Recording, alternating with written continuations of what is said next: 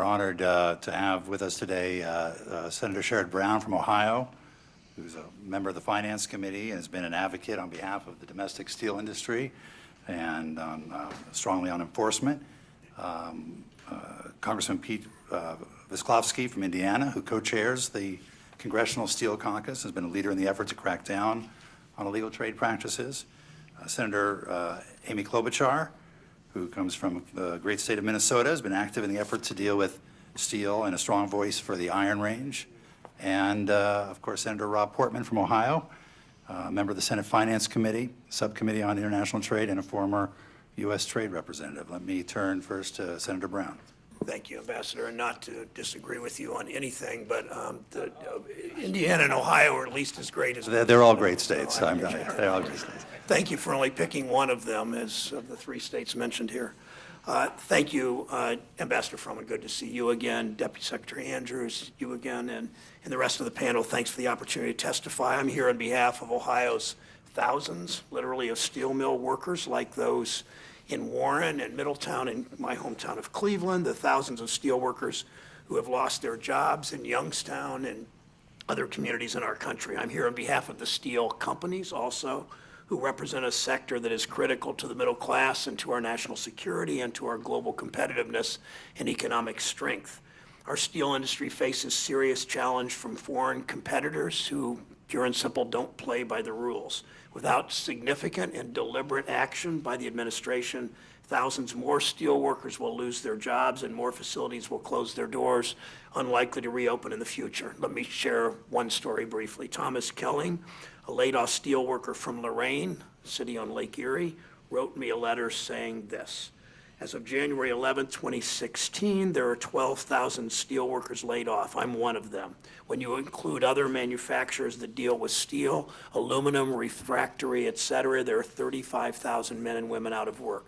Without the steel industry, the country would not be what it is today. Every building, car, motorcycle, bridge, and so on is made of steel. The steel industry's taken a big hit because of illegal dumping by China, South Korea, India, and Italy, among others. These countries subsidize their companies so they're able to sell steel at lower cost, which in turn causes the U.S. steel industry to decline, hurting thousands of families and the economy in general.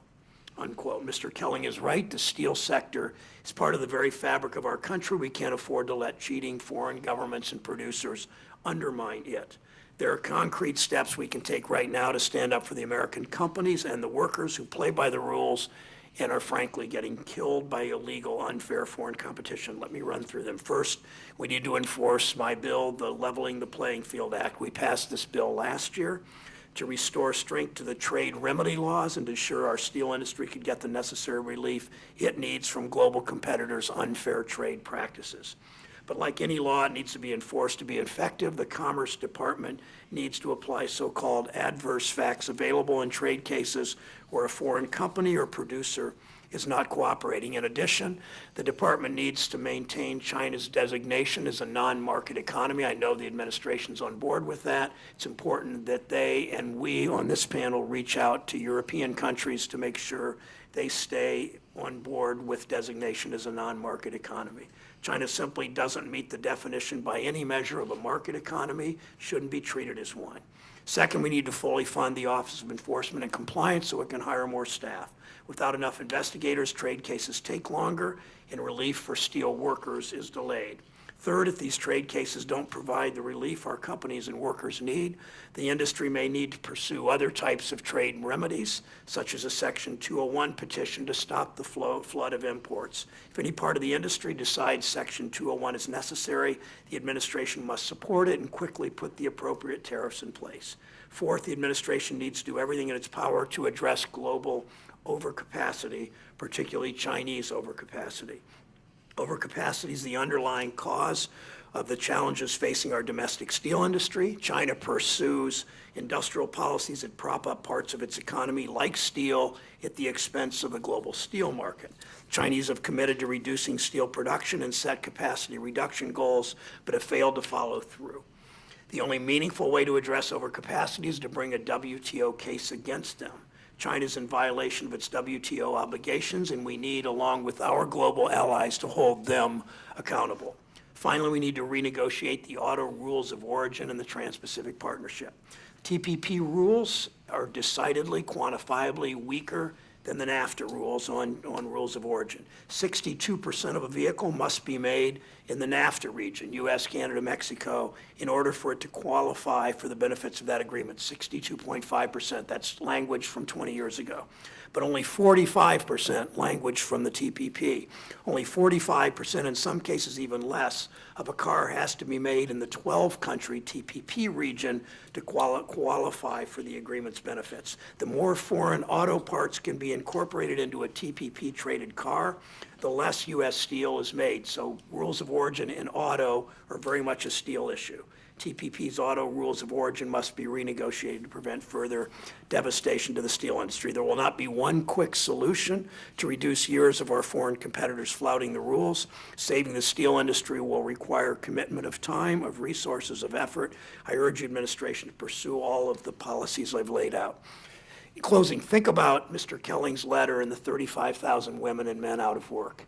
Typically in this town, people that dress like us, that have titles like that, don't know people who have seen their homes foreclosed on, don't know people who have lost steel jobs. There's a real and serious human cost of doing nothing.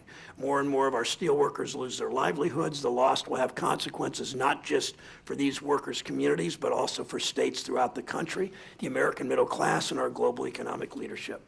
My wife and I live in zip code 44105 in Cleveland, Ohio. That zip code in 2007 had more foreclosures than in the first half of 2007 had more foreclosures than any city, any zip code in the United States of America. That's partly the loss because of the decline of American manufacturing, the loss of steel jobs.